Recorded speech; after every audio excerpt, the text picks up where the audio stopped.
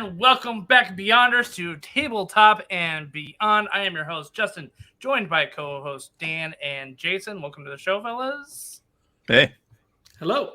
And we have special guest today, Luke from Limithron, creator of Limithron and creator of Pirate Borg.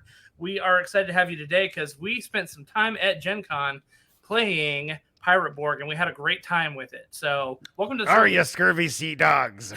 Thanks for having me aboard. I was going to ask how many pirate jokes we're going to have tonight. Are all of them? I don't know. I got nothing. Yeah. I got a few. I should have more, I guess. Yeah. I my favorite is what is a pirate's favorite letter? Do you think it'd be R, but it's actually the C?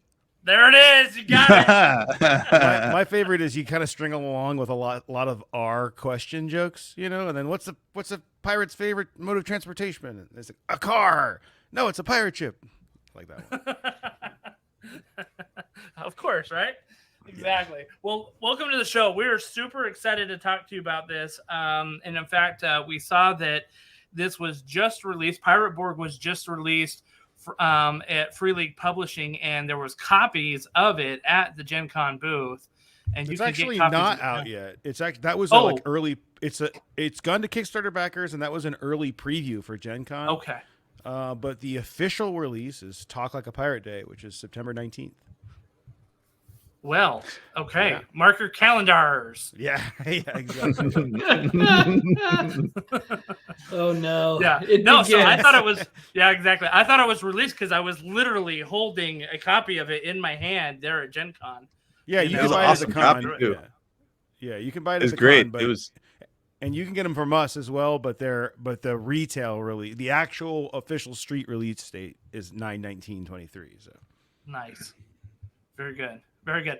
Well, we have a lot to talk about with you about Pirate Borg and all of that, and just about you in general, because you seem like a fun guy to talk to. So, but before we get into that, we are obviously need to do our Geek Week. So, Jason, why don't you kick us off with Geek Week?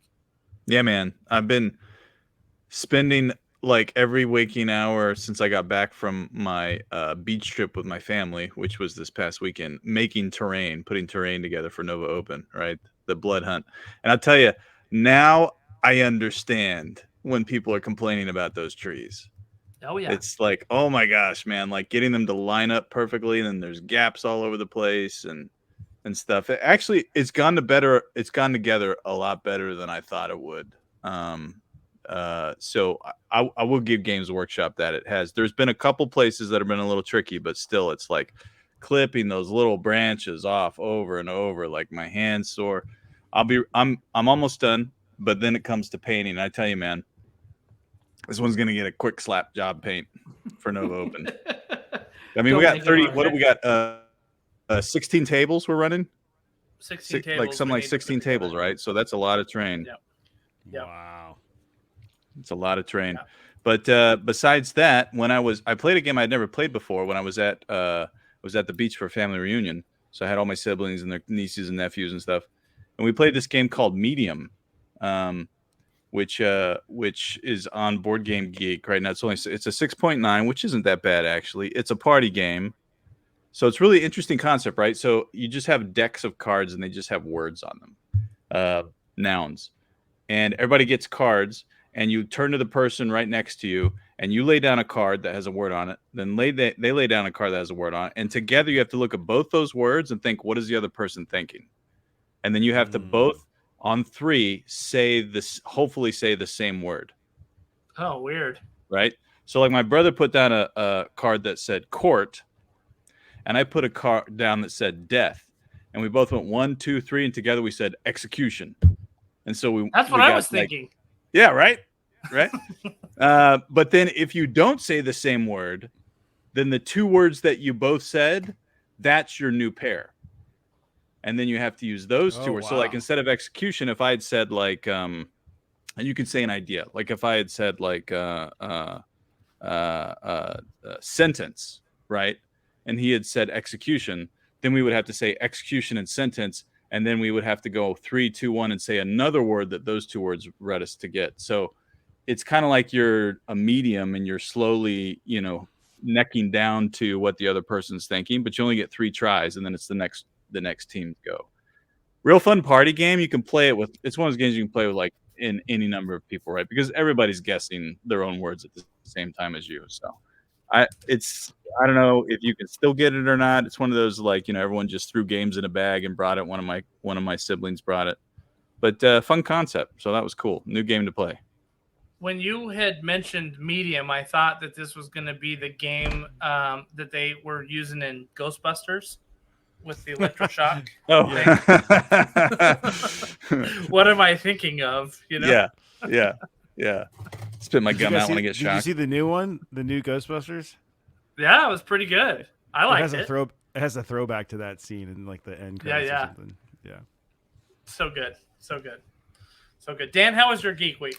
I've had an anti-geek week. My Geek Week was so anti-geek that it's starting to chomp up other future weeks and de-geekify them. So I was on a cruise, a Disney cruise, not very Star Warsy Disney, but we had a good time. So spent time summering it up. But in fact, looks like my Nova Open adventures are going to be canceled for work trips. So I've got to go to Eastern Europe for work, and it looks like I will have to figure out a way to get some kind of refund or rollover at Nova Open. So it's a bummer, but it is what it is. So, yeah, like I said, it's so not geeky that it has like made the week of Nova Open less geeky. So I better shut up and pass the microphone to somebody who's done something cool. Yeah, before you get more bad karma going on here. Exactly. No GenCon. Don't pass that mic. Burn that mic. No GenCon. No. Nobody Nova wants to grab Open. that mic from you. It's like, no, he's toxic. Yeah. All right. Awesome. That's All it. right. Well, sort of anti-geeky. Go read a book or something. Luke, Luke, how was your Geek Week? Well, I've had a very geeky week. Where to start? I want to just throw a quick aside to GenCon because we had a really great week. For me, that feels like this week. I don't know I think it was last week, but whatever. So my 40th birthday was on Friday. So we had a Pirate Wizard Looks at 40 like huge party in the lobby of the Hyatt. And there were like all these industry people there, and like somehow Luke Gygax showed up, so that was pretty cool. But my wife flew in to surprise me, and I had no idea she was coming, and so that was great. But then the next day, her and I went to dinner, just me and her, and we're sitting at dinner, and I look across the room, and it's Professor Dungeon Master from Dungeon Craft, and Ben Milton from Questing Beast, and Kelsey Dion from Shadow Dark, all having this like private dinner, and I'm like, whoa, what's going on? So like I kind of know Ben because he did a review of Pirate Borg, and I kind of know Professor Dungeon Master, but I walked over on the way out to say hi to them all, and saw Ben again and met Professor Dungeon Master, and then I met Kelsey, and I was like, hi, I'm Luke, I made Pirate Borg, and she's like, oh, I backed it, I love Pirate Borg, and I was like, well, this is the coolest day ever. So then I walked out of that meeting, the three of them, over to the convention center where my friend invited me to play my first game of Shadow Dark, like a pickup game, like right after meeting Kelsey. So that was my geeky, That's braggy pretty awesome. thing for the week. So. That's pretty awesome. We were in a game on Saturday night. I think you had just popped in. We were playing Dragonbane with Mr. Dragonbane. With Mr. Dragonbane. Oh my God. Right, that guy runs Jonathan, right? Yep. Yeah. He runs all Gen Con was run Dragonbane. That guy is a champion. I don't know how. What did he say? Right? We were like his 50th or 60th Dragonbane run. He's definitely the most experienced. Yeah, I didn't realize you guys were at that table when I came up. I was a blur for me. So yeah, man. Yeah, but he told us about your party because apparently he was there. So he's like, dude, it was wild. There's like this 40th birthday party. It was really awesome. So. Oh yeah, there was like rum, and I was carrying around rum, and it was, and the Morkborg guy, the Stockholm Cartel guys showed up, and they gave me this like statue that they got when Morkborg launched. It's like a middle finger, like painted in Morkborg colors, and they sang me happy birthday in Swedish. It was like very surreal. So that is amazing. That is so awesome. Well, it's definitely a testament to Pirate Borg and the work you're doing. So, but you're right. Gen Con, it was like 2 weeks ago, but it still counts totally. For a Geek Week, it totally counts. Yeah.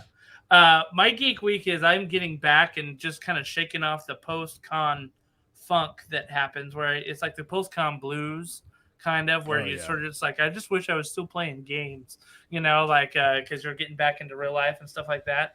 But I did it while by finishing some models I was painting.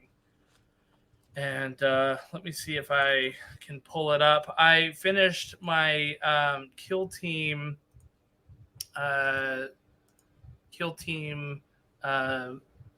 dudes. Death Corps of Krieg models there. So got them based, got them ready to go, and I think I'll be playing those at the Nova Open. So it's just nice to have those painted and all done. They've been sitting on my shelf since the Octarius box came out for Kill Team, which was like 3 years ago. So happy to have that done. If I paint the terrain that came in that box is completely done. And that's like a big kind of check mark for the war against the gray, I call it. All those gray minis that are on my shelf that I have to do. So, but yeah, I'm happy to have them done. And that was, I've been working on my Star Wars minis for the Nova Open as well. Yeah, I gotta get my one Wookiee back from Dan. He's holding him hostage. So I left a Wookiee at his house. So. Is it like a Wookiee squad, or are you playing a full Wookiee team? I tried to put as many Wookiees in there as possible, and I can play with about 8 of them. So and then I've got clones, like because this is like the clone era. I've got Yoda with his like clone detachment, and they're all camouflaged, like for being like. Wait, is Yoda in the same team as the Wookiees? Yes. Yeah, man. Yeah. See, you're speaking like my love language right now. I used to play a lot of I played the Star Wars CCG, but I played a lot of the TCG that Wizards of the Coast made in early 2000s. Yeah. And my favorite deck was called Fuzzball and Super Toad, and it was a Yoda Chewbacca. I love amazing. Yeah. So we're playing in a Star Wars Legion like game on Saturday night, which is like the casual mode. So I probably don't have the most competitive list out there, but it's like I'm playing with Wookiees and like Yoda. So like I'm having a great time. Amazing. So yeah. So I got to finish painting those up and some terrain and stuff. So my Geek Week over the next couple of weeks is going to be very much hobby focused. You were over here yesterday. We talked about Legion, and I forgot. I know. He left a mini at my house, and so I guess he's still hostage then. He is exactly. I think he's a hero character. Yeah, he's my Wookiee chieftain. Yeah. So well, good luck going to Nova Open without your guy. We'll figure out how much he's worth to you. Yeah, you better get it before Dan hops on a plane and crosses the ocean. Yeah. I'm going to Estonia, and I'm taking your Wookiee with me. He'll be more well-traveled than I am. I'll do little photos. Oh, not at Nova Open with Dan, who's not at Nova Open. Yeah, there you go. Awesome. All right, well, cool. Sounds like we all had most of us had a pretty good Geek Week. So, Dan, we're going to give you some redemption. I think you got some news for us. It's just one little news item, but it's really kind of important. We spent a lot of time and a lot of episodes on this podcast talking about how COVID affected conventions. And so the news, according to the Indianapolis Star, is that GenCon broke its all-time attendance record, and they hit over 70,000 attendees. So that's a really, really fantastic number. It shows that we're back 100%. At least it feels 100%. I know it'll never be exactly the same as it was. I'm sure you guys saw a few masks here and there. And considering the reality of gamer crud, I don't fault anybody who's masking up for that. But it's great to see Indiana. And the other part of that is that GenCon has renewed its contract with the city of Indianapolis through the year 2030. So there should be lots of locked-in dates, so you can pre-calendar and defend those calendar dates from other people in your life that want you to go be other places and do other things. Yeah, it's not a bad place too. One day I realized that because they have like all 4 hotel or 5 hotels and the mall all connected with sky bridges, like I realized like I had never gone outside for like I got outside for like 2 days because I kept walking the sky bridges between like everything. Right, I seen the outside, but not actually been there. So it's The weather's been terrible. You were good. You were smart. it is pretty hot. I mean, went outside a few Yeah, it times, was but hot. yeah. Cool. Well, Good place. that's all the news. We did talk about the Ennies in a previous episode. The winners were announced. If you're not up on that, so you can go to the ennies.org website and go check out to see who won. It's a great way to get an idea of different products that are out there and kind of what's getting everybody's heads to turn as well. So I'll just point everybody in those directions. I'll just give a quick shout out to the Any stuff. Free League Publishing cleaned up. Like, I mean, that was all the way story. clean sweep. I That's mean, so great. It was ridiculous. Yeah. And Vaesen in particular, Vaesen, I saw Vaesen, I don't know how people pronounce it, but their Nordic horror, fantasy horror game really cleaned up quite a bit. And there was a couple other, RPGs or supplements that ended up taking silver, but I mean, really, like Free League went home with so many golds, like so many golds. I think And it was good to maybe. see. Yeah, it was great to see. Yeah. And also Frontier Scum, which started as a Morkborg hack. It's like a Weird West OSR game. It won Best Layout, which is well-deserved for Carl Druid and his team. So are we going to see Pirate Borg up for the Ennies next year? I submitted this year. I walked over to that booth with 6 copies and filled out the paperwork. So we'll cross our fingers. They snubbed Cyborg, which I thought was insane. It didn't get any nominations. So I don't know if, somebody on the council was like, oh, Morkborg won too many. Because Morkborg had like a clean sweep that one year as well. They won like 6 Ennies or something. So I thought Cyborg was an incredible book, so I'm a little irritated about that, but we'll see. Hopefully they have different eyes for Pirate Borg. Hopefully. I know we had Chaosium on the episode previous to this to talk about their Graveyards of Arkham podcast. Who'd you have on? So we had Michael O'Brien on. Oh, okay. Yeah, and he's one of the vice presidents there, and he's the executive producer over Graveyards of Arkham and Bookshops of Arkham, kind of their actual play podcast. And I ended up going to the booth, and I ran into Paul Fricker, who is like my dude, amazing author, right? He's written so many of those scenarios, and such a great guy to talk to. It was so funny too, because I walked up to the booth and I'm like, "You're Paul Fricker," and he goes, "I am." I could totally see his expression. I am. Yeah, and I mean, he was just kind of like, there's so many people that were like walking by that had no idea who this guy was, right? Like, and that were like talking about all the Cthulhu stuff, and I'm like, dude, like Paul Fricker's like right here. But it was so funny because I was talking to him about it, and we talked about how the podcast category really needs to be broken out into separate categories. Because like there's so many like actual plays that are competing with like analysis or things like that, and it just seems like I think they need to be. I think a YouTube channel won Best Podcast this year. Something weird. Yeah, and it's not even really a podcast. It was like an instructional YouTube channel. Yeah. Like how to be a better DM type of thing. Yeah, he just started. I mean, congrats to him. Yeah, he just started a new podcast with Mike Mason. I don't know if you were about to get to that, but. Oh yeah, Paul told me that actually. So, which Mike Mason's amazing. He was on our show last year actually. So nice. Well, the two of them were on. I did a Pirate Borg live at Necronomicon last year. Oh, cool.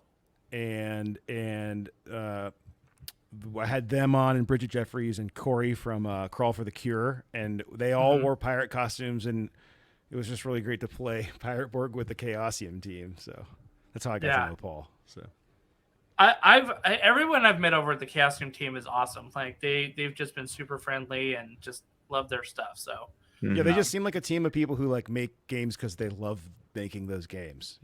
Totally. Yeah. Absolutely. Well, that takes us to the end of our news, Dan. So let's get to our main topic, which is you, Luke. You and Pirate Borg. Yeah, right. So, like I said, we're happy to have you on the show because you are bringing something I think is kind of interesting and fresh, which is a pirate RPG. Like, how did we not really have like pirate RPGs before? Like, I was going through and I'm like, this, like, no, like, yeah, I was kind of doing the John Travolta like look around, like it's Yeah, where's the pirate RPGs? You know? I mean, I have a whole rant on this. I like the thing. I remember, pirates have been a huge part of my life, my entire life, basically. And I remember when they announced that they were making a Pirates of the Caribbean movie. I remember seeing the teaser trailer with no graphics, like no shots. It's just like a logo, and thinking like, finally, pop culture will start caring about pirates. We're gonna get like pirate costumes in the Halloween store, and pirates came and pirates went, and it's like back to like people don't seem to really care about this genre. That's the best genre. I don't understand why people don't give this genre more love. You got sci-fi, and you got knights and castles and dragons and all that stuff. It's like pirates is where it's at, man. So I just made the thing that I wanted to exist. So clearly, your love of pirates goes way back. But what is it about pirates that really pushed you to want to make an RPG about it? Oh man, well, and I assume that flavored your design too. Your love of certain pirate culture or whatever, Yeah, I mean, I could really talk about this topic for a whole hour. I think the most direct influence on me playing pirate role-playing games was I was in South America for work. I was down there doing a tour, and I went to this like abandoned Spanish fort on a day off, and I had started playing D&D. I started playing D&D like not that long ago, like maybe 6 or 7 years ago, regularly at least. And I was thinking, like, man, like these cannons and stuff, like it'd be so cool to take all my Pirates of the Spanish Main miniature ships and use them for a D&D, like a proper D&D campaign. And I love that game. I actually won a championship at GenCon one year playing it. I mean, it's like a beer and pretzels game, but I loved the game, and I love the lore they had built into the characters and the factions. So I basically started this 5e campaign that was inspired by that game, with the cursed faction and the pirate faction and Spanish and English and all that. And then when COVID hit, like that was really all there was to do. I wasn't doing any other work. I was just sitting at home. So I started running this campaign like full time basically, and making these maps to use in that campaign, because we were playing 5e. We needed good battle maps, but I didn't have like, I can find a galleon because everybody makes a galleon, but they're fighting a frigate today or a sloop, Mm-hmm. So I ended up starting this Patreon making pirate ship battle maps, and we took a break from that campaign and played Borg because my friend had backed it on Kickstarter and was like, we got to play this game. And I was aware of it, but I had never, played it. And it seemed like so rules light. I didn't understand it. And it was the most fun I think I've ever had playing a role-playing game, was playing Borg.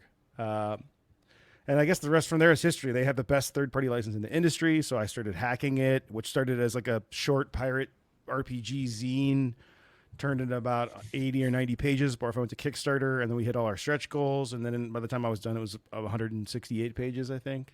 So that's the long version, I guess. So before we get into too much more of this, you have on your website, which we'll put up here in just a minute, like a video intro to what Pirate Borg is, right? It's like a release trailer, and I'd like to play it for our audience here, and to kind of help give them a visual flavor of what we're talking about a bit. So let's get this trailer. Get your popcorn ready, audience members. Here we go. There is a darkness upon the sea. These tranquil islands betray the horrors that have unfolded here. And a constant state of war has spawned a new breed of outlaw.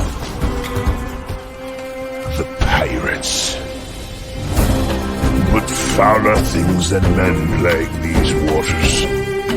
Hordes of undead. Ships of bone and flesh. Nameless terrors lurking in the deep. But not the devil himself can save a man from his own greed.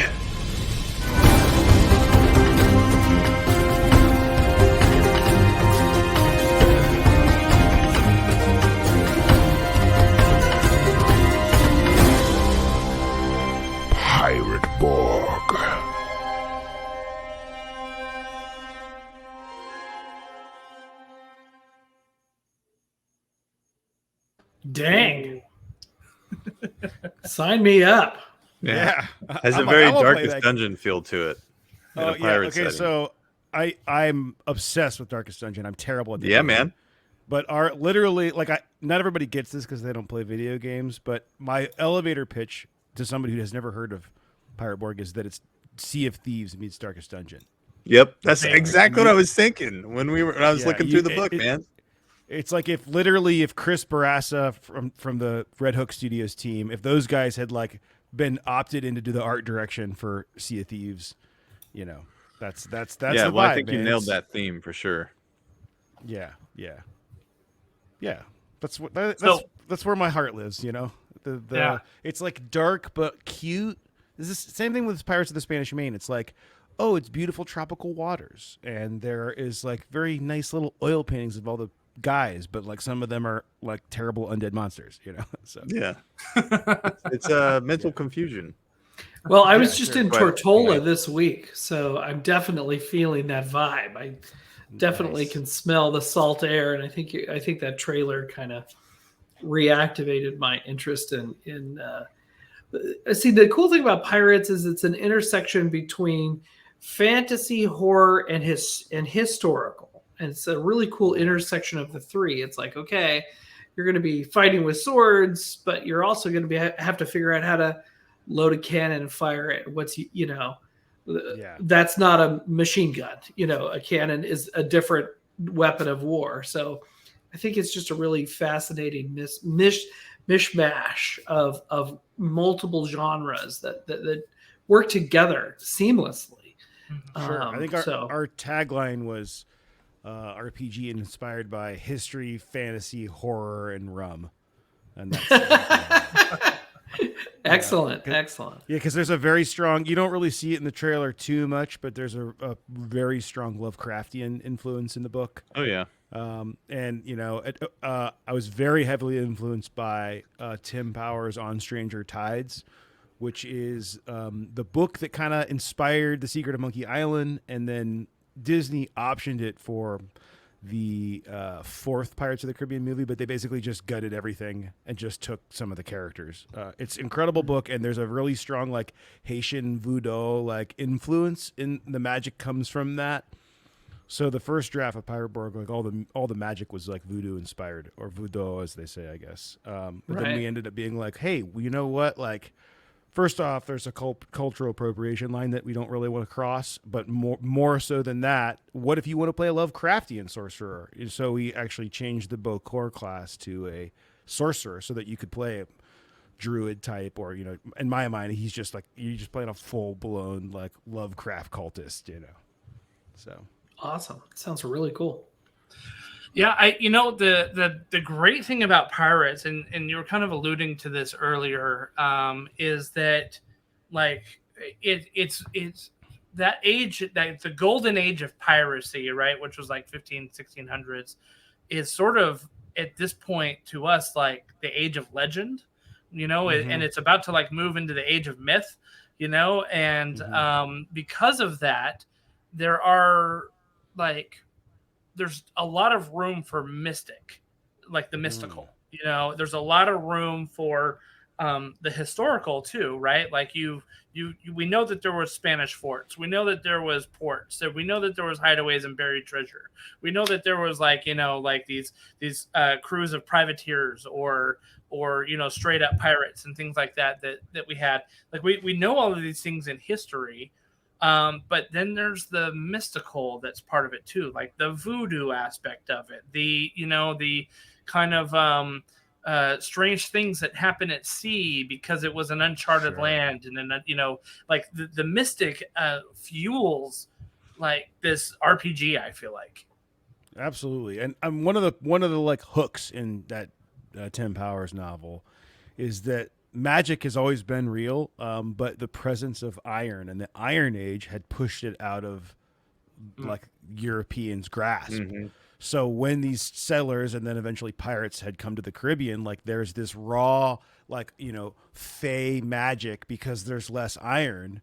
And I thought that was such a cool idea for a magic system. So we pulled bits of that in where like if you're casting rituals or whatnot, you can't be holding metal. Or if you do in my game, I would have that metal heat up just like it does in that book, you know. But yeah, it's totally rich. It's the richest setting for me. I think, like you said, all the seafaring lore over the years really is ripe for any kind of role-playing game. And I've had, I ran a bunch of Tolkien inspired stuff, like One Ring and then Adventures in Middle Earth. And I always was running against this I can't play in this world because it's set already. This is Tolkien's world. It's not mine, But when you're playing like a historically inspired game, like you can use jumping off points. Like for example, the earthquake of 1692 in Port Royal is like a huge beginning chunk of this game. That you can use that to inspire, but like Tim Powers did in his book, the reason that happened is because Blackbeard was there and tried to do some magic that messed up and it caused the earthquake. Like that kind of stuff. Like you can spin it off into your own version of things, and that's what we're really excited to do with this setting. Pirate Borg is just the beginning of what we've got brewing, and we're going to do really fun things where Ponce de Leon is a lich because he drank from the Fountain of Youth, and awesome. Blackbeard is a necromancer, and bring in all these historical figures, but tweak them to our own way, and then from there, that was just the starting point. You can take it wherever you want because it's your own role playing game. So yeah, one of my favorite video game series is Assassin's Creed. I love playing Assassin's Creed, and obviously one of them was Black Flag, right, which was the Caribbean. Right, it was so good. But if you look at a lot of the really, really good Assassin's Creed games, they have found a point in time where there is a conflict of civilization that's happening, right? And so, for example, the very first one that they had, was during the Crusades, and so you had this conflict of civilization between the Christians and the Muslims that are around Jerusalem, and so you had a very interesting backdrop, a tapestry of things that was happening. It wasn't just like one setting, one backdrop, and so with pirates, for example. You have, the English that are coming in. You have the Spanish that are happening there. You've got the Native Americans that are playing a part here. You've got so many things that are happening that make this world feel very alive. And I think that you've picked a great time period to be able to really play, like you said. There's these kind of seminal events that sort of happen that you can kind of hang a lantern on or really start. But man, there's a lot of things. You could be playing a campaign where you're running from the English. You could be playing a campaign where you are fighting for the English, just not under their flag. Privateer, you've got so much stuff that you could be playing with because of the setting that it is, right? And one of the nice things that I think this setting also does that Cthulhu gives beginning role players as well is that we all know pirates. We all know pirates. I name somebody who hasn't seen the Pirates of the Caribbean movies, right? Or been to Disneyland and kind of has this idea of at least what a pirate is. We know pirates. Sometimes you say, okay, I'm going to play a frost giant. And people are like, what the heck is that? And they can't kind of get their mind around some of the fantastical elements of D&D a little bit. But pirates, everybody knows how to play a pirate. You have a wooden leg and a cutlass and a hook for a hand, and you're good to go. Yes. So all things that you can roll as a starting character in Pirate Borg. Yeah, absolutely. So, what made you choose Mork Borg? That to me is kind of interesting because it you have developed sort of this setting. And you had this kind of running around in your mind, but why Mork Borg? I know you said you played it and fell in love with it, but really kind of what pushed you towards Mork Borg versus doing a 5e adaptation or something like that. Yeah, sure. Well, I mean, when I first started Pirate Borg, my original plan, having just completed playing this short campaign in Mork Borg, was to do 2 books. I was going to do a 5e book called The Dark Caribbean, and then a 5e book called The Dark Caribbean, but for Pirate Borg. So one was going to be 5e stats, and one would be, Mork Borg stats. And I just got further and further down the rabbit hole.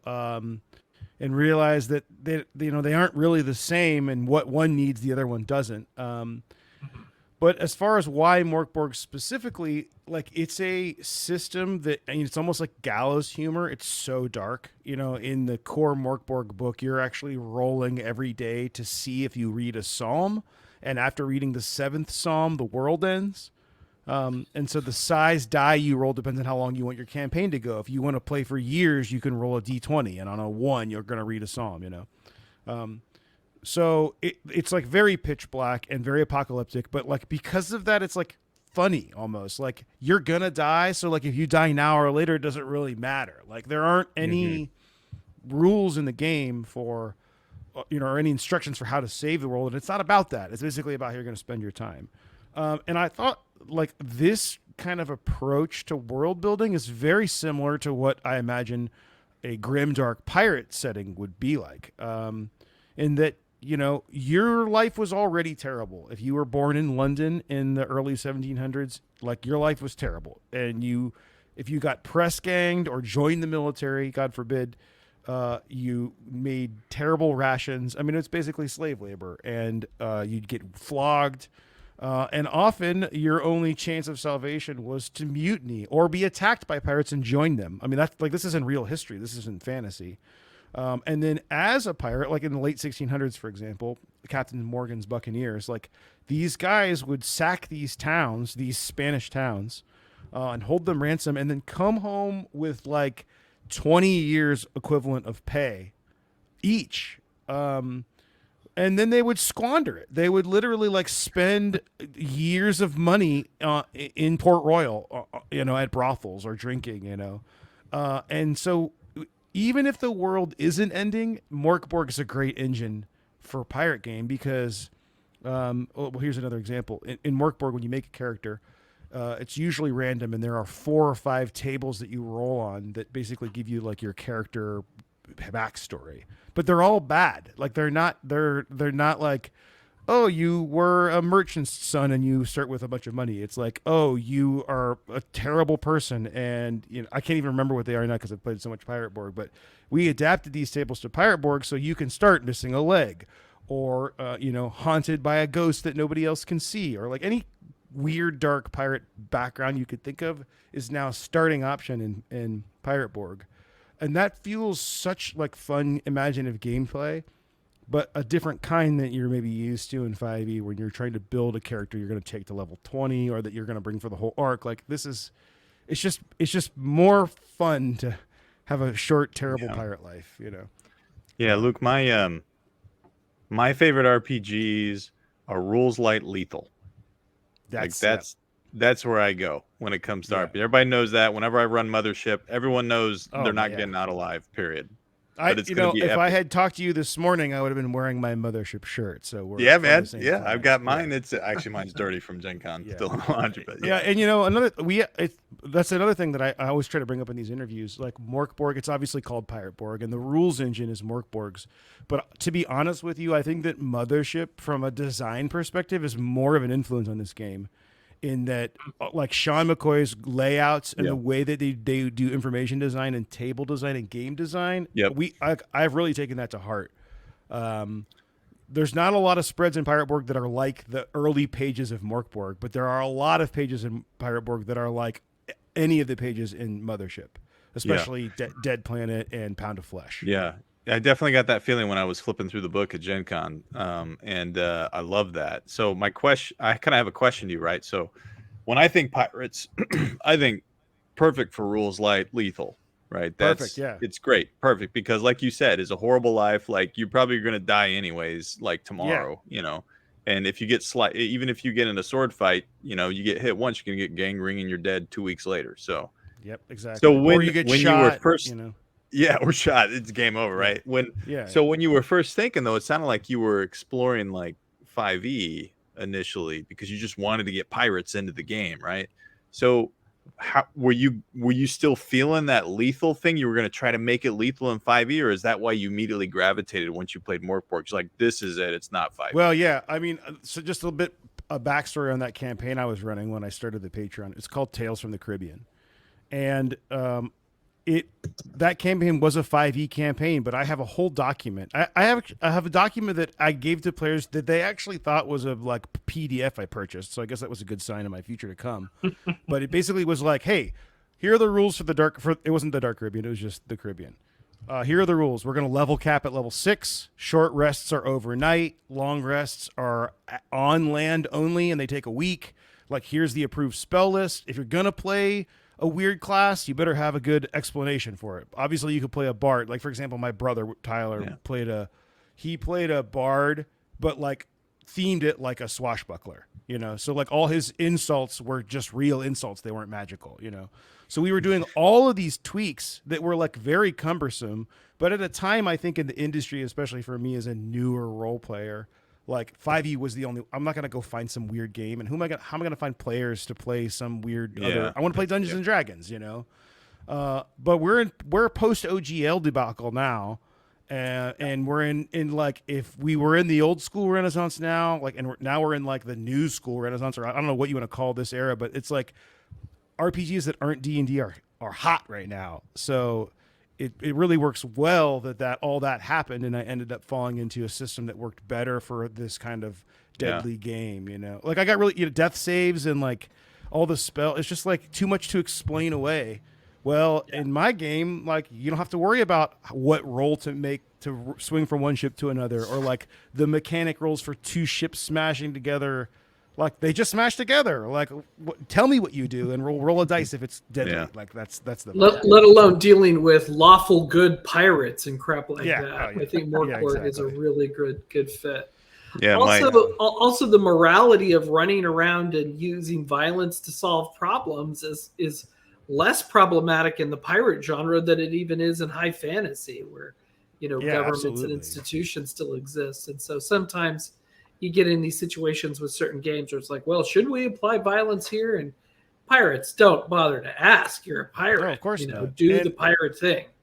And if a murder hobo running around like fantasy England killing villagers is like not really cool. But if you're on a pirate ship and everywhere you go is soldiers and eldritch monsters and like greedy Spanish, then you're good to go. Yeah, for sure. Can I ask you a question? This is one of the themes we've gone back to on this show a lot, is how do you deal with, in a player group, the role of a captain? Is a captain a player, and is a first officer a player, or is everybody grunt pirates, and those are NPCs bossing them around? Or what has been a really good fit in your play testing, and what's a really good fit in this version of this pirate RPG? Well, mechanically... we do have rules like naval combat rules in this game, which are loosely based on my 5e rule supplement called Limithron's Guide to Naval Combat. And in both of those systems, you have to have a captain. And if that captain isn't a player, the rules suggest that you assign one of the players to act as the captain. And so the GM's not making the decisions. Yeah. And the captain basically, it's actually really, really dynamic rule system in that the captain assigns what the ship will do. In Pirate Borg, they're assigning movement, and in 5e, they're assigning action points for what a crew is allowed to take. But then they don't get to do anything on their actual turn. Their job is leadership. Their job is to come up with the plan, and then the players carry it out.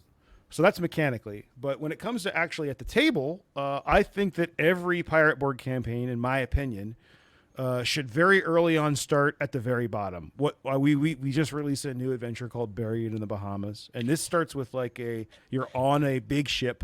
There's a captain everybody hates, but the first scene is it gets attacked by skeleton ships and the ship gets destroyed. So it's kind of almost like a cut scene type thing. And it's actually what we played. Oh, you did? Yeah, you guys know. Yeah, and so then you end up on an island. And you probably have to build a raft, and then immediately you have to decide amongst yourselves which one of you is best fit to be captain, which I feel like in any pirate role-playing game is like a quintessential moment. There's the carousing table, there's getting your first ship, and then there's arguing over who will be captain.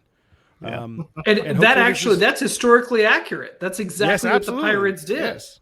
Yeah. I'll tell you how we figured out who's going to be the captain. We played at GenCon. It's whoever rolled in and got a hat. That's right. Well, he has a hat. He's the captain. Perfect. And I've seen it unfold where like the quiet player becomes captain and it works great, or like the loud boisterous one wants to be captain, but then nobody votes for him. Like, you have to vote. That's the way it is. And if you're trying to teach them pirate history, it's important to instill that the pirate captain, and not like a normal naval captain, but the pirate captain is voted on, but only in charge in time of combat. That everything else gets voted on. It's like really the first form of true like American democracy is the Pirates of the Caribbean. The Nassau Pirates, the Brethren of the Coast, are the ones where they vote on everything. So I think if you're trying to teach a little history and a little team building, captain's in charge in combat, but other than that, it's a committee, you know. So that's a great fit for an RPG group, you know, unlike maybe like a Star Trek campaign where it's the hero captain and everybody's chafing underneath one guy making a lot of decisions. Yes, exactly. That is the opposite and sounds really fun. Well, and we've embraced this. Oh, go ahead. I was gonna say my kids start school next week, and I want them to go into class. And when the teacher starts talking about democracy, they say, "Excuse me, yes, democracy was born on a pirate ship." Yes, it was. It was. Yes, you know, pretty much. And despite the like dark time in history with all the colonialization and displacement of natives and slavery, like the pirates were the first. Like, I mean, there were women pirates that were badass. There were African American pirates. Like they were the first like equal opportunity employers.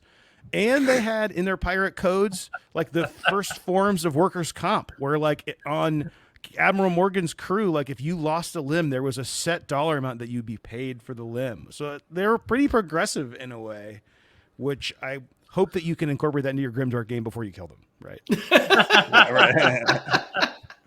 I was going to say that the interesting thing is like if you're playing a captain amongst a pirate crew, you got to do right by your crew. I mean, this is a crew known for mutiny. You know what I mean? Yes. Like yes. This is like you don't want to mess. So you can't be the bossy one. You can't be the English captain that it's like if you don't do what I say, I'm going to flog you. You know, you try that with your pirate companions, and they'll be like, I think we're going to bury you on this island up to your neck and sail away. You know. So, another cool thing about VP combat there. Yeah. Another cool thing about pirate campaigns is that you do get to kind of dabble in this like domain level play almost, in that, you know, if you're playing like BX or some larger fantasy scope game, as your players level up, they might get a keep or a wizard tower or something. Well, in a pirate game, you start right away, pretty much. Like you can steal in Bury in the Bahamas, there's an opportunity to steal a nice ship in the first hour or two. And then you have got this like, well, this ship needs 20 people to run. We have 4. Like, then you've got to get NPCs, and then you're like managing the crew. And then like, maybe you are using fear to instill like inspiration in the crew, or maybe you're using treasure. Like you have to make those decisions pretty quickly on, especially if you want to move up and have a fortress or have a fleet of ships or have a really large galleon. Like you can't have 200 players at the table there, you know, so it's ripe for all kinds of play. But then also, since it's the Dark Caribbean and there's treasure and derelict ships everywhere, it can also just turn into a dungeon crawl game by just, you know, exploring old temples. It's like whatever you want to do, it's perfect for that. You know, what it's not perfect for is railroading your players, because if you give them a ship, they can go wherever they want. So that's a great point. Yeah, that's a great point. So I've got a question for you, and you may not have an answer to this, but some systems are better for certain things than others. Like, for example, Mothership is great for one shots because people tend to die. You know what I mean? And doing a long-term, like year-long campaign in Mothership is almost unfathomable, right? Versus like Call of Cthulhu, like they've got like really long campaigns that you can be playing, or even D&D or something like that. Where does Pirate Borg sit on that spectrum? Like, is it a more of a one-shot feel game, or is it more of a long-term campaign? And I've got a follow-up question depending on what you say. Sure. Well, I think that off the shelf, without thinking about it, it is a short game. I think that's what people who get the book are going to probably think. They're going to think, oh, I start with 1 hit point. Like what? Right. Like, or, you know, or like there are like people will do the math, you know, especially like rules lawyery players who buy the book will be like, oh, so this class has more level up options than this one. Does that mean that they're going to be? And I'm like, wait, why are you thinking about where you're going to be at 10th level? Like, you know, But there's a counter to this, and that I think that, especially once my next book comes out, hopefully next year, who knows when, but the Dark Caribbean, which is going to be a whole campaign setting for Pirate Borg. I think that there is this other kind of play that D&D players don't know exists, that involves your character being on a long arc that isn't about them leveling up in a meta way. I read this really great article that actually Sean McCoy shared from Mothership on his blog. It's called Boot Hill and Fear of the Dice. And it's about this, it's a blog article about this guy who, they were running D&D, and then sometimes players wouldn't show up. And when they wouldn't show up, he'd run this Boot Hill TSR cowboy game. And this game was super, super deadly. Like, if you get shot, you're probably dead, you know? And him and his players would like keep coming back to the system.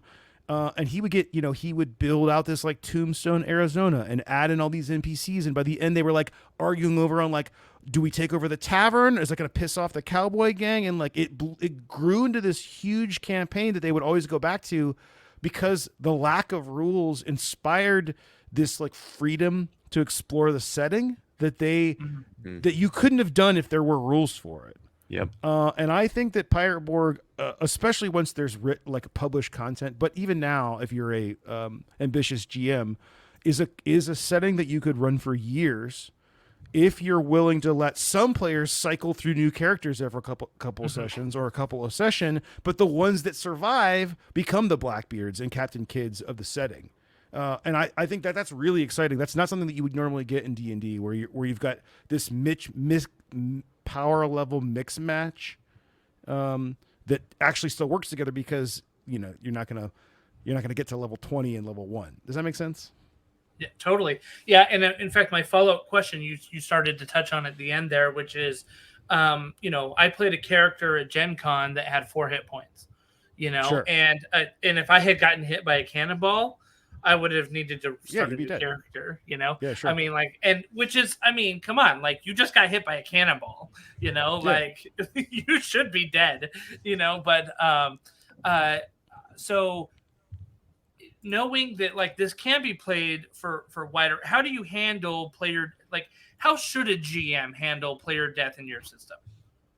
Well, I have a couple of answers. The first, before I talk about player death, I'll talk about leveling up, and that the GM decides when you gain experience. So if you wanted to be, you know, kind of prolonged about it, I let players gain experience after their first encounter. We do it at the table, session 1.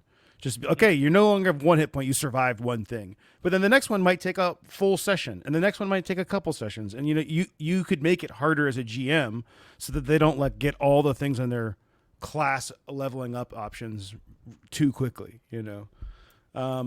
But then when it comes to dying, like, I think, like you guys played in Buried Bahamas, like that thing is written to kill people right away. I don't know how your GM ran it, but when I run it, I make sure I don't end that encounter until somebody has died, maybe a couple people, to instill like that this is a impermanent setting and your character doesn't mean shit. You're here to, like, you know, be a pirate and play multiple pirates. That being said, there are player character options for people who don't want to lose their character right away.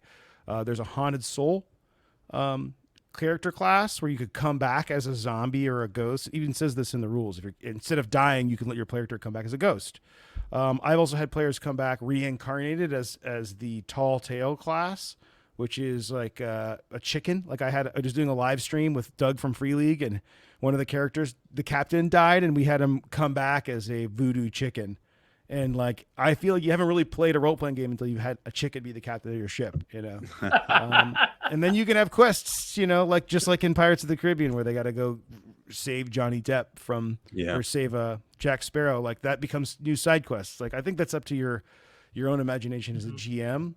But the rules system does support that kind of play. Yeah. There's another kind of indie RPG that I have, Hell Knight, which is a Doom Biker RPG. Super excited to play that. We need to get that on the table. Basically, you know, in there though, it's super even lighter than Morkborg. And there's a tiny page, and it's all like zine format, right? There's a tiny page in there that says it says character advancement. It says if you need levels, please visit your nearest arcade. It's just like the game is not designed for leveling up. Like you are a Doom biker from day one, and that's who you are. Let's go have fun in the world, wrecking havoc. Yeah, I mean, it does require a different kind of play. I think you know my brother's a really good case. What's the word? Case example. In that he's a meta player, a rules lawyer. I'll build the best class I can kind of guy, and I've dragged him into the OSR kicking and screaming, and now he like won't go back because it's not the same experience as playing a computer or a video game RPG where you're really looking at skill trees and picking. You're really embracing the chaos. You're realizing that a character. I mean, your stats can go down when you gain experience in Pirate Borg, so you're really embracing that process of like, this is not about being better, and it's not about winning, and not about making a hero. It's about exploring this world and having fun, I guess, with your friends, really, if you're zooming out to the macro level.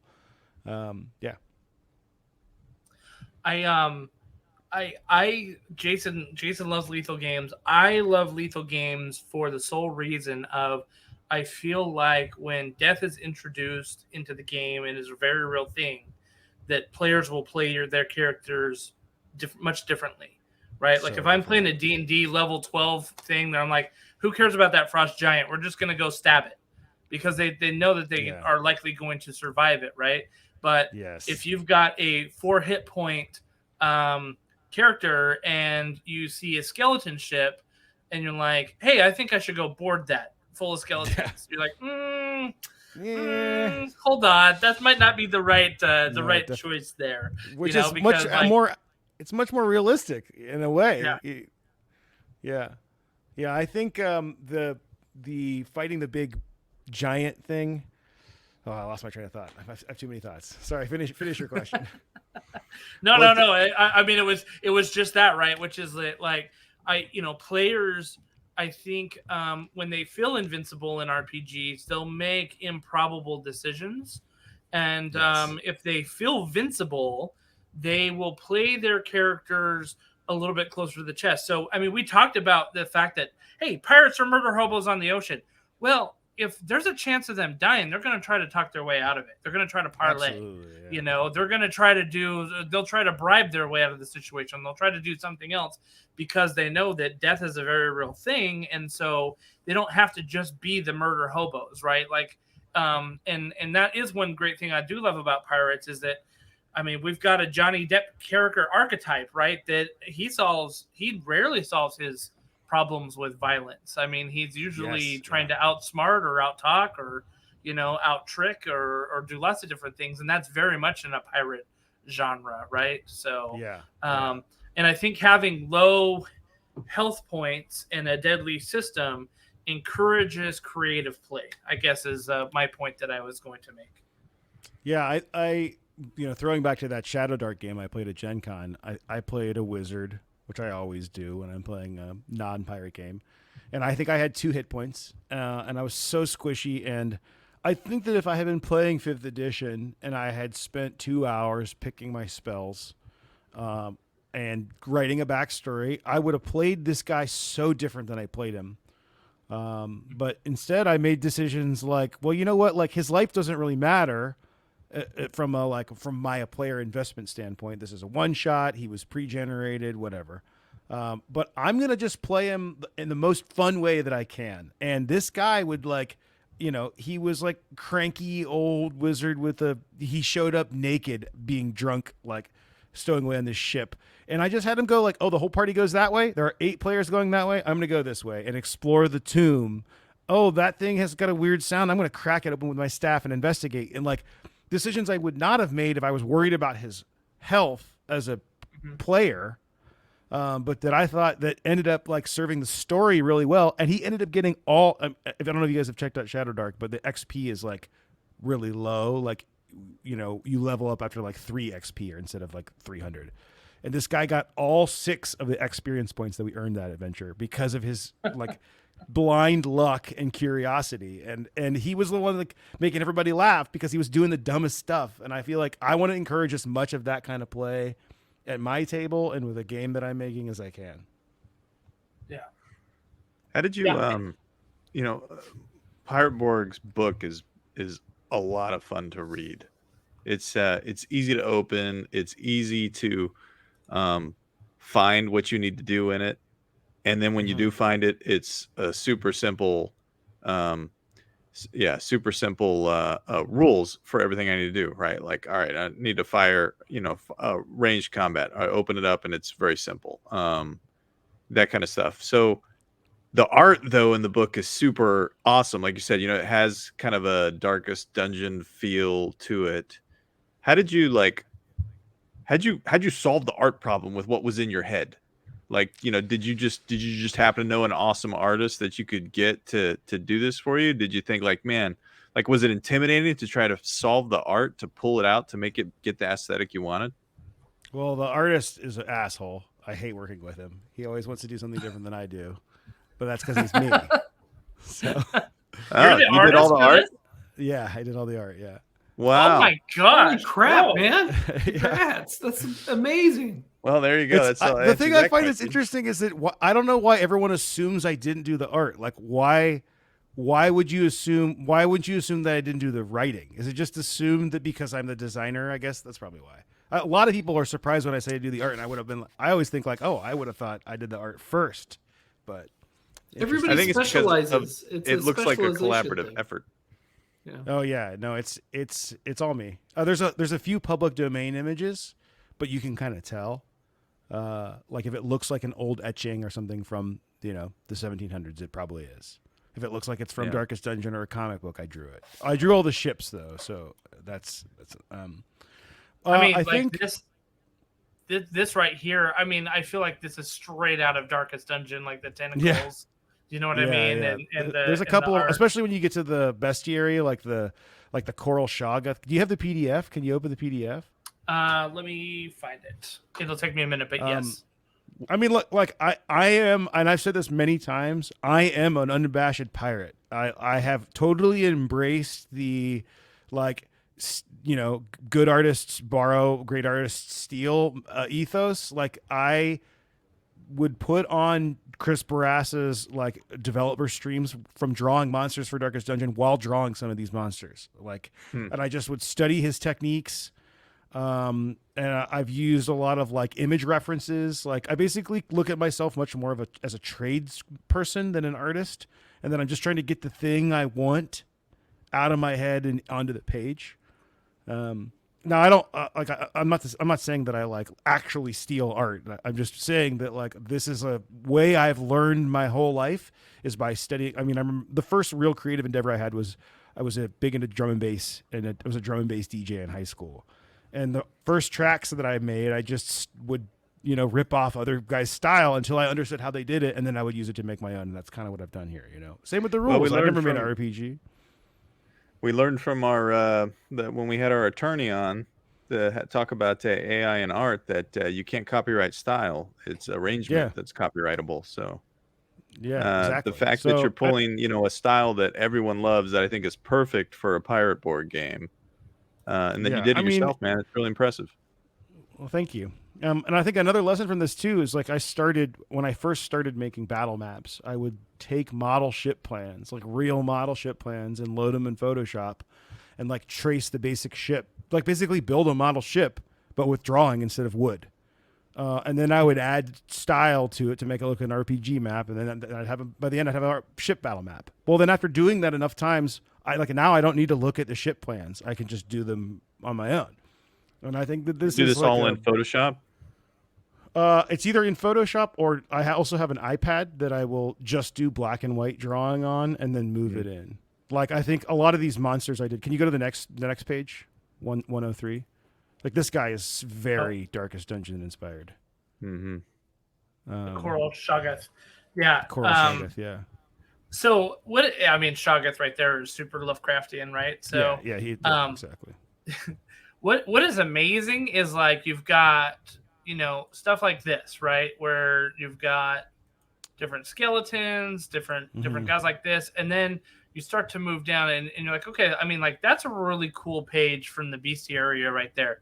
But then you move down in here and it's just your pages. And this goes with the design fill that you've got, right? It seems like you move through these different things, and like it's like a different section almost. Yeah, I think- that's one thing I wanted to point out was that I think you did a really good job in your book. Like when I'm flipping through the book to find something, there's almost like an underlying color theme for sections of the book, so it makes it really easy to navigate quickly to a part of the book that you need. Like, all right, I remember combat's red, you know, and I could get there really easy. Yeah.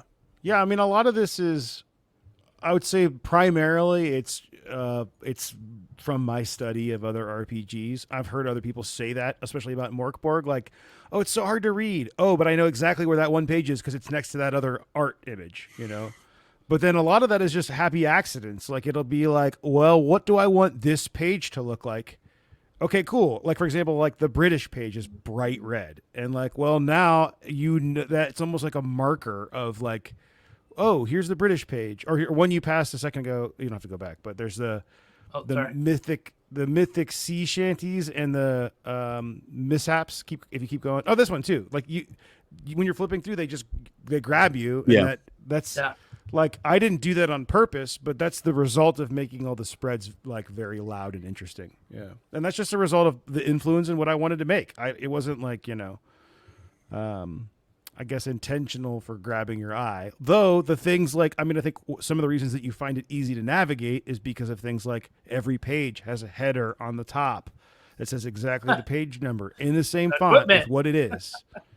Right. And that's a mothership thing, 100%. That's like, look, this is designed to be used at the table, but also to impart style. And that's another thing. I think that the modern RPG approach, and one thing I really, really learned from Morkborg and took to heart from it, is that like 3 pages of graphic design and art can convey more setting than 300 pages of text, in my opinion. Totally. And I think that this book encapsulates that, and that you know what this game is. Like, I can hand this to people at my other job, and they get it with like they don't understand what a role playing game is, but if I can explain that part, they get it with a couple page turns. Like, oh, you're a terrible pirate, and oh, you can play as a chicken. Oh, because there's a picture of a chicken. Like, right. I think that anybody making an RPG would be well served to put art for everything, because that's the way to do it.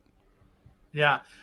One of the things, and I'm going to switch screens here for just a second, because one of the things that I want to talk about is your character sheet in particular, because I feel like this was also maybe Mothership inspired. The character sheet quick start. Yeah. Is that 100%. Character creation. No, not this. This one is inspired by the Morkborg sheet. Let me see. Where's the? It's the creation sheet. The one that guides you step 1, step 2. This is like what you fill in. This is the one you fill in after you. Yeah. This is the one I'm looking for. Hold on. Let me switch it one more time. Yeah, this is probably the biggest Mothership influence in the whole book. Basically, it's a flow chart. It's a flow chart of how to build a character. It doesn't have everything that you need, but it has basically, like, if you were an experienced Pirate Borg player, you could print this out, and when you died, you could go through it in order and know what you're playing. Basically. Well, I'll tell you this: being an experienced Mothership player, when he put this in front of me, I was like, "All right," and I had my character like made up in like 3 minutes. You know, we actually stopped using these at conventions because they're actually too good at character creation, and I think that I mean, it's good. This is better for getting a character made quickly. But when we're running at conventions, we want people to understand what the game is. And part of that is going through the book. And the pages of the book, like you can roll a D6 and 2 D12s and then, roll for a weapon.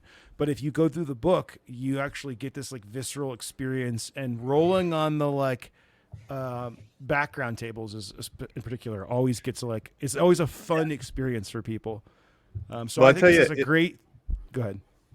I was just gonna say the combination for me, having a lot of experience with Mothership, and I saw this in front, but recognizing there were going to be, I wanted to know what everything was, so I had this in front of me, and I had the book, and I would roll, and then I'd move the next thing, then I'd pop the book, and it was a nice intro to figure the book out. Yeah, right? Great. That's what I intended, and I think that for experienced role playing, especially OSR experienced players, that's the ideal combo. But sometimes if we put people who just like they just look at the sheet, they don't look anywhere else. It's like, well, we want you to look through the book too, because you'll get more of the setting that way. You can't help it. And I'll tell you, you guys did it right at Gen Con by having a little book in front of every player. Because when we were running the scenario, we had 3 ships. We're fighting against the big bone ship, and the Battle for Dead Man's Cove is kind of what we were running there. And did you play twice? No, we just did Battle of Dead Man's Cove. That's the okay. You didn't do Buried in Bahamas. Okay. Gotcha. So what it was is actually I only know this because I was sitting next to the GM and I saw the pamphlets that he had in front of him. He was doing a hybrid of. Oh, was he? Cool. Yeah, a hybrid of the two. So get to the island. We had the same fight that's in there, but because there were 3 of our ships on there, one of the ships boarded and had the fight that's in the book. Other ships just made their way to the island because we were pirates. We're like, bye. We'll let them take care of the ships and we'll go to the island and get the treasure. Yeah. Hard pass.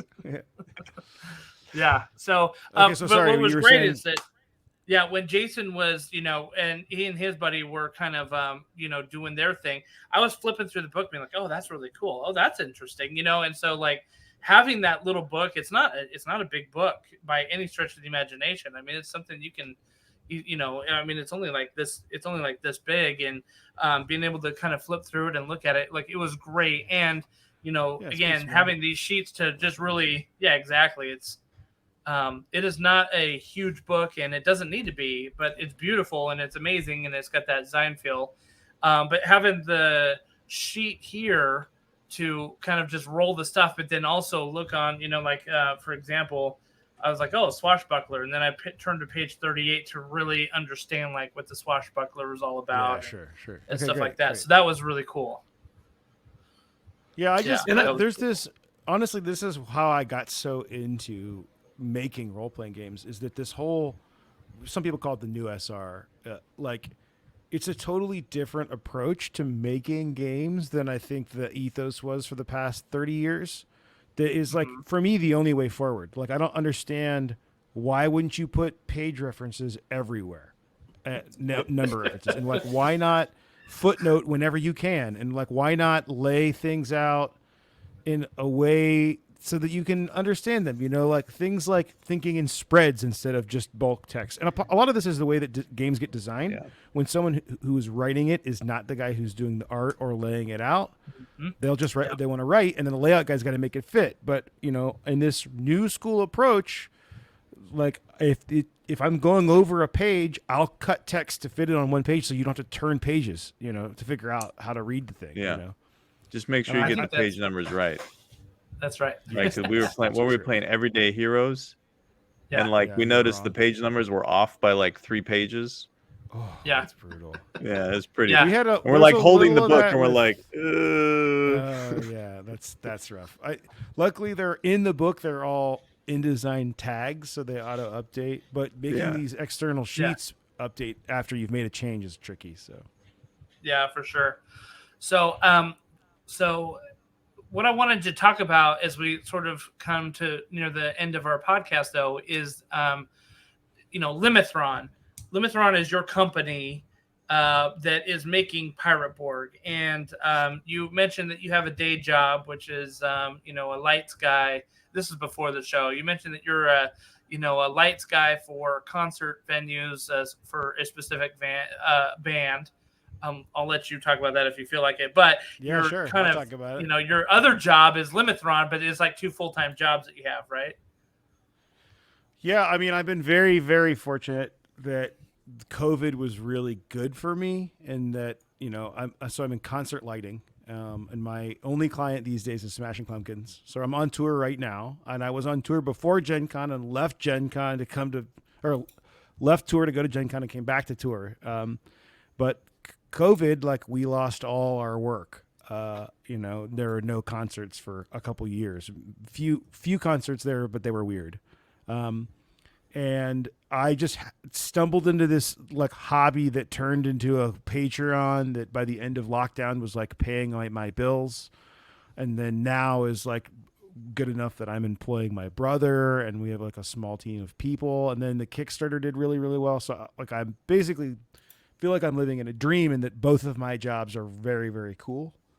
But when I started playing D&D, my first, 5th edition wizard, I always play wizard, like I said, was a very Tolkien-inspired young Gandalf named Limithron, and Limithron is Sindarin for light wizard, which is my day job. So Nice. yeah. So I always like to say, people always say like, "Oh, Luke, you're a pirate." Like I kind of think of myself. I don't really think of myself as a pirate. I feel like I'm more like maybe I was an arcane wizard that like survived through the ages and was friends with pirates. Because I feel myself much more. You know how Gandalf loves loves hobbits. Like Limithron loves pirates, So. That's awesome. And your logo for your Yes. company makes more sense with the Gandalf hat over the Jolly Roger, right? Exactly. There. So, yeah. And I think given enough time, especially after we get through Dark Caribbean, that I'll probably do some more fantasy stuff. Like I just think after having spent 5 or however many years it will be in a purely historically inspired pirate setting, I'll be like really excited to like, run into a troll, or something, have a dragon, we'll see though. So. Yeah. So I was going to ask you, and I think you sort of answered this a little bit, but Pirate Borg is being released September 19th. Obviously, right here on the website, you can pre-order now, which ends up taking you to, I believe, the free league. This is our backer kit. Our backer kit pre-order, and these actually ship right away. Oh wow! Yeah, it's just because we have a unique deal with Free League because usually they're involved before the Kickstarter, but I had already kickstarted this game, and it had already shipped before we signed the deal. So you can pre-order the game through us and get any of these things here, but our full online store is launching on Talk Like a Pirate Day, as well as the full international retail release. You can also pre-order from Free League, and that will be the second printing of the book, which doesn't come with some of the add-ons like the bookmarks and the printed treasure map, but it does have some major errata fixes in it.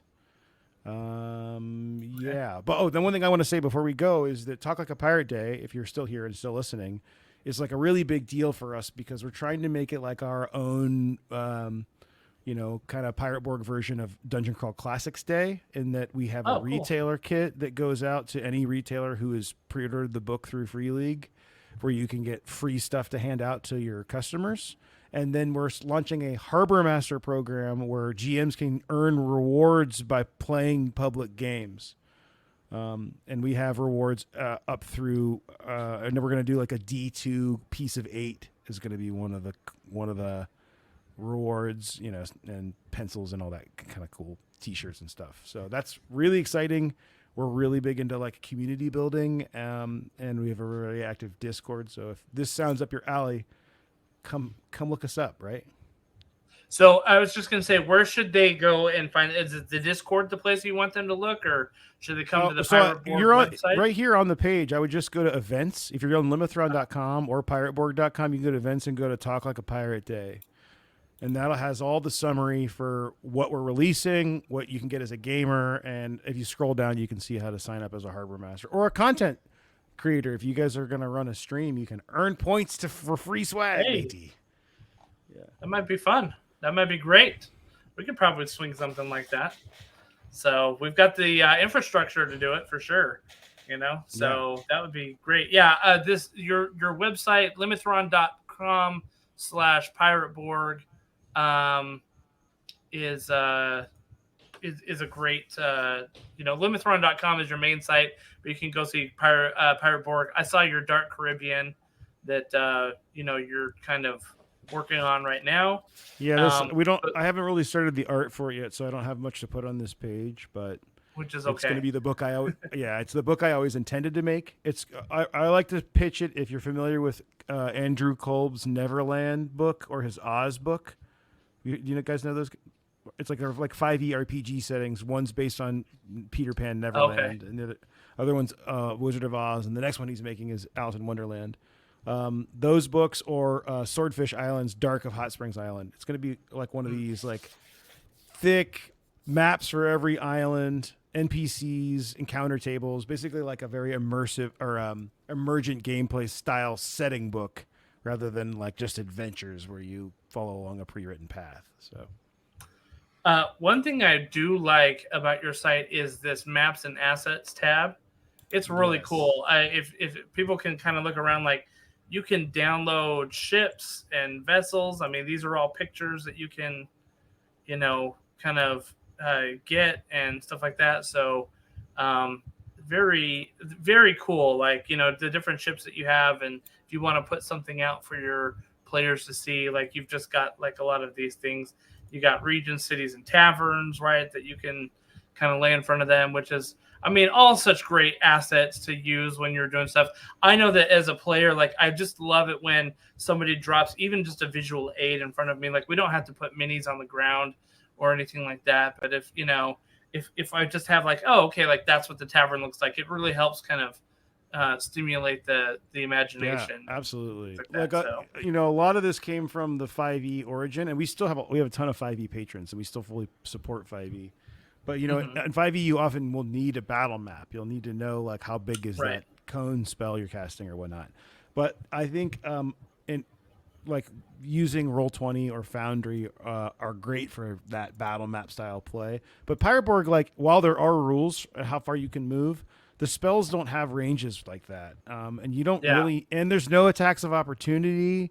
So it really doesn't really matter where they are on the map other than for what you said, like for visual aid. So you can load these into a VTT or use them on Discord or Google Meet, or like Alchemy RPG is a newer one that's really good at just like showing you pretty art. And then you can all imagine what it's like to be there, and without having to like, you don't have to drag a token if you don't need to, Right. Well, Luke, I want to give you credit for putting out a really high quality book at a very great price point, a very accessible price point where as a player, you kind of want the book. And some of these RPGs that come out, there have been some really thick phone books. I don't want to throw anybody under the bus. Some of them are really beautifully made, but at the same time, it's like, so is everybody in that group going to drop $100 on that 400-page tome? But this is so accessible on so many different levels. The character sheets, if you want the limited edition hardcover, you still have that available. But just getting in and getting your hands on the book, that's a really good price point. There's some retailers, of course, that are, you can get a below MSRP because they make that decision. But it makes it a very enticing RPG to want to get into, knowing there's not going to be a big, huge paywall to keep going. I mean, some of us are so gamer broke because of our wargaming habits. We see an RPG under $50. It's like, that looks awesome. We should probably get that one. Well, I have two things to add to that. One is that if you buy the book, it comes with all the PDFs and digital assets for playing it on a VTT. But one of those assets is a player PDF that is the book, but with all of the spoiler stuff removed and all of the roll tables removed. So that you can give that PDF to your players and they can use it to build a character and learn the rules but without spoiling anything. And I would like to, at some point, maybe in a box set or in a future Kickstarter, do like, I don't know if you guys have seen the like old school Essentials style adventures. Oh, yeah. They're hardcover, but they're very small. And I think it'd be really cool to do a version of that where you can, buy a bundle with the core book, but then like 4 copies of the player book, so people can get that experience. I just really hate that you put this work into an RPG and then only the GM gets to experience it. Like I want the players to be in that world as well, And as a GM who spends $60-$70 on core books, to have the hardcover book at $40 and then to have the card set at $20, that seems like a total no-brainer for me because I'm a card addict. My buddies here know that. If there's a card box, I buy it. Yeah, I was going to say that's another nice thing that you can do is the book. If you're only going to get one book, you can add the cards on, and then when your players get a ship or find a magic item, you hand them the card. Or you want to build an encounter, you can show on one side has the monster, and the other side is the stats, so you can kind of get dual purpose out of them. Yeah, I mean, I don't want to like boast about this, but like this is a game made by someone who just wanted it to exist. Like I wanted these things because I make them for other RPGs I play, and I would be like, let's just make them for ours. And I just have fortunate enough that I have the skill set to learn how to produce them all. So really our intent is really just for everybody to have the best pirate role-playing game experience possible. That's pretty awesome. I'll say that this character ship sheet pad that we used this at GenCon, and I loved it. I mean, I just loved being able to be like, okay, got it. There's my stat, flip it over, or there's my ship stats, right? Like, so the front is like a normal character. Oh, sorry, go ahead. Yeah, no, exactly. And in fact, I think we can show, like, here's the front, right, which is your character, and here's the back that is like your ship stuff, right? Your ship stuff's on the right, and then on the left has like where you can fill in your background information just so you can remember it. And there's a little ship log notes section there. And also, we have a character generator on, I think it's limithron.com/random pirate, which will fill in this character sheet with all the rules for a new character. So if sweet. So if you die mid-game and don't want to spend the time to roll a new character, you can just go open that up on your phone and hopefully take a screenshot, or maybe not, because by the time you need to refresh it, you might be dead. So, there was another thing I wanted to add. There's my random pirate. Willem Cutthroat Gray. That is amazing. Yes. All you have to do is just sorcerer. type in limithron.com/random pirate. And I, not to give this away, but I'll say that this thing is free, and there's a free PDF rules reference on limithron.com, and that's all you need to play Pirate Borg. So you don't even need the freaking book. You can just make characters. But and buy Luke's friggin' book, everybody. Please buy it. It's amazing. It's I great. got a cart going right now, Luke. Stuff is coming in and going out. I'm like, how many pads will I need? Yeah, how many characters am I gonna kill? Yeah, it's not even out yet, but it hasn't been out long enough for people to start reordering pads. But I'd be curious to see if people are like really, because what we're going for, like, I think if I can compare us to the cartel, to Stockholm Cartel, like those guys kind of made Morkborg like almost on accident, like. It was started as this zine, and then they got freely to publish it, and then it blew up to this like cult thing, But they don't support it like we're supporting this, like we're like Mothership plans to support, or like Pathfinder does, or like Goodman Games. That's our model for how to run the company. And like the Morkborg, like Johan went on to make Cyborg rather than like an official expansion for Morkborg. Well, we're gonna take the opposite approach. Like that's a great approach for growing like the body of things that exist for the cartel, but for us, everything we make is for Pirate Borg. And we're really trying to, like I said, build that community, just because I have always loved communities, like with the Lord of the Rings card game and the Star Wars card game back in the day. I really love when there's a community of people who are obsessed with it. And Goodman really has that with their games, where people come, and we're starting to see it too, where people come to cons and they're expecting to play DCC at some point that week, and they don't, like, maybe it'll be a new adventure, their characters are probably going to die, but like that's part of their con experience. And we really want Pirate Borg to be that same kind of thing, where you can bring your character from last year that survived, or roll up a new one. Maybe he was the captain, but now he's dead, and just kind of keep this like almost like an ecosystem going, where everyone's just playing in this terrible version of the Caribbean, but building like collective experiences doing it. That's the idea. Well, it's super exciting. We're very excited to see this come out on September 19th. I feel myself very fortunate to have played this actually at GenCon, kind of as a sneak peek, I guess, and to actually have held the book in my hand at the Free League event.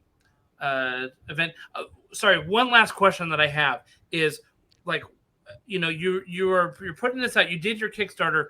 Like, what was the decision point of like pairing with Free League on this? Because I mean, any of our listeners know that we are like huge fans of Free League. We think that everything that they touch is pretty much gold. They've got the Midas touch for a lot of stuff, and I think that the recent Ennies that they've won, and even last year that they won, is really propelling them to the forefront of RPGs in terms of quality and and interesting games that they're coming out with, right, and systems. So what Yeah. was your thought and like kind of in pairing with Free League, and how was your experience with that? Well, I'm trying to think where to start. I mean, basically, I made the game, and it did really, really well on Kickstarter. It was the highest funded third-party Mork Borg project by a big step, and depending on when you looked at the conversion rate, it was actually the highest funded Mork Borg project, not counting Cyborg. And I had never made anything on Kickstarter, so I just emailed Free League. I even asked Pella, who wrote Mork Borg. He actually wrote 2 of the monsters in Pirate Borg. I was like, hey, can you like connect me? And he's like, well, just email the support. That's the only thing I really feel comfortable doing, because it's the RPG community is like, you don't want to like you get it. But I emailed them, and they were interested. And I mean, like, they probably should have been, because it did really well without their help. Like, you know what I'm saying? Like, not to be cocky, but like, I think if I was running a company and one of my projects had an offsuit that did, however, 5,000 backers or whatever, it's like an easy sell for them. And I didn't have a publisher, and I didn't know how to do any of that stuff, which of course we figured out a lot of that by now, but they took it into distribution. Like, so we're on their sub label called Free League Workshop, which is the same sub label as Mork Borg and Into the Odd. So basically, like, we're the small group of creators that have made a game that Free League didn't make, because usually they have a big team working on it, and then we just basically get represented via them through all of their sales channels and all their convention channels and stuff like that. And I think that the One Ring started there. No, the One Ring started at Cubicle 7. Yes, that's right. And then because I used to play the One Ring with Cubicle 7, and this is another more to your story or your question, I guess. So I actually went to GenCon one year and ran games for Cubicle 7. I ran like 4 games. Yeah, I ran 2 One Ring games and 2 Adventures in Middle Earth. And like, I'll say this, transparently, because I think people should know, I did not like how I was treated. I asked if I could get a discount on something, and they said that I got the adventure that I ran for free, the PDF of it. And that really rubbed me the wrong way. I really thought, hey, I'm here. Like, I know you guys got my badge, but like, I spent 4 hours of every day of the most important con of the year running your game, and you're not even gonna like hook me up with dice or something. I just didn't like that. So when Free League got Alien, when they announced Alien, I had never heard of them, and I was like, what? And when I checked out Alien, I was like, this is how you make a role-playing game. This is these guys understand this hobby, like all these other guys don't understand it. So then when they announced that they were taking over the One Ring license, I was like, finally, I just got goosebumps, actually. I was like, they're going to make this game like it should be made, and then they're going to take care of the people who are running it like they should. And all that happened. And Doug Shute, who is their, he's kind of like their online stream manager, but mostly he's their convention guy. He had me on his stream, and he basically like took me under his wing, and he pushed them to definitely take a good look at Pirate Borg, and he's the reason that they really, really signed it. And I've learned so much from Doug, just from like the way he treats Free League fans. It's like just how you treat your community. So when the question came to like whether we want to do this or not, because you give up a percentage of things to be with any publisher, it was a no-brainer, because why would you not want to be with the best role-playing game company on the planet? So I think I'm speaking for myself. I totally agree with you. I mean, everything, like I said, everything that I see comes out from them, I'm just blown away. I mean, I backed, Jason backed Blade Runner. I backed The Walking Dead. I mean, I didn't go for Walking Dead. I just don't care at all about that IP, but I went hard on Blade Runner for sure.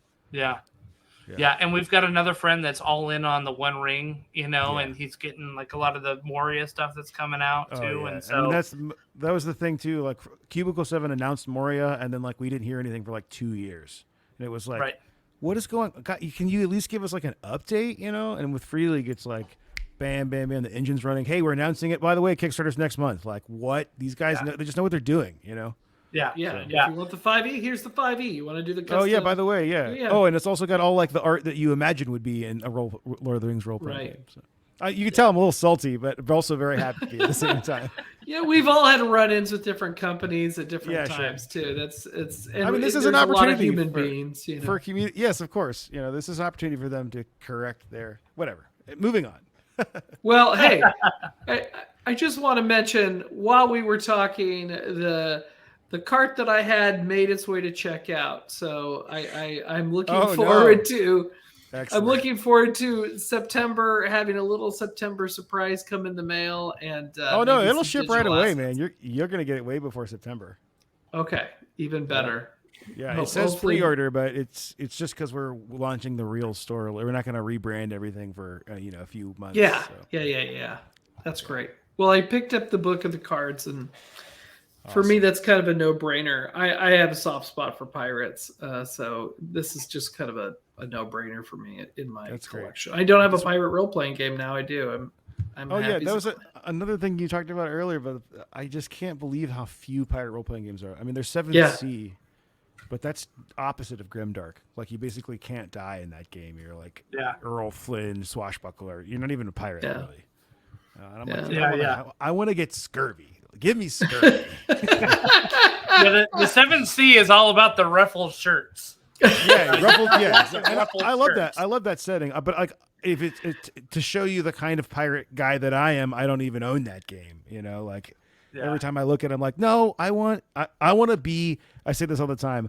I want to play as Barbossa and his pirates. You know, like I want to be the terrible bad pirates that they're all skeletons at night. You know. Very good. That's awesome. Yeah. Well, thank you, Luke, for coming on the show. We're so happy to have you on here. I'm sure we could have talked for hours and hours and hours, and probably our listeners would have turned us off. But we're grateful that you came on. We're excited for the official launch of Pirate Borg on September 19th. But as our listeners were clued in, you guys are in the know. If you go to limithron.com/Pirate Borg, you can get your copies sooner than September 19th. So true. go check it out. Go check it out because it's totally worth it. We played it at GenCon, and I had a really fun time with it, and it's definitely going to make my way into our RPG rotations that we have because it's just a great game. So, but thank you so much, Luke, and we'd love to have you back when you start putting out your Dark Caribbean stuff or anything else that you're working on. Yeah, absolutely. Yeah, thanks, man. Good times. Yeah, thank you for having me. Thanks for letting me ramble.